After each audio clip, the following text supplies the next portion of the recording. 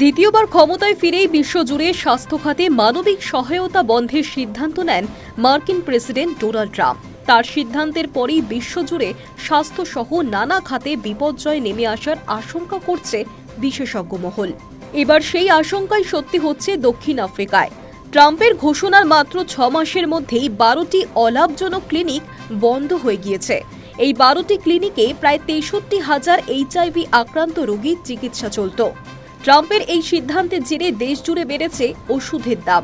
ফলে প্রায় 2,20,000 রোগী HIVর ওষুধ কিনতে পারছেন না। ট্রাম্প প্রশাসন $427 মিলিয়ন তহবিল কমানোর সিদ্ধান্ত নেয় এই বছরের শুরুতে। এর সপক্ষে যুক্তি দিয়ে আমেরিকা বলেছে, মার্কিন যুক্তরাষ্ট্রের $37 ট্রিলিয়ন ঋণের কারণে এটি প্রয়োজনীয় পদক্ষেপ। তাই অলাভজনক ক্লিনিকগুলি বন্ধ হয়ে যাওয়ায় বিপদে পড়েছেন সমকামী এবং যৌনকর্মীরা।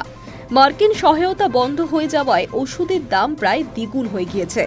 যদিও ওয়াশিংটন পরে কিছু HIV পরিষেবা পুনরায় চালু করার জন্য সীমিত মাত্রায় ছাড় দেয়, কিন্তু প্রাথমিক কাটছাঁটের ফলে যে পরিমাণ চাপ পড়ে তাকে সামলাতে হিমশিম খাচ্ছে দক্ষিণ আফ্রিকা।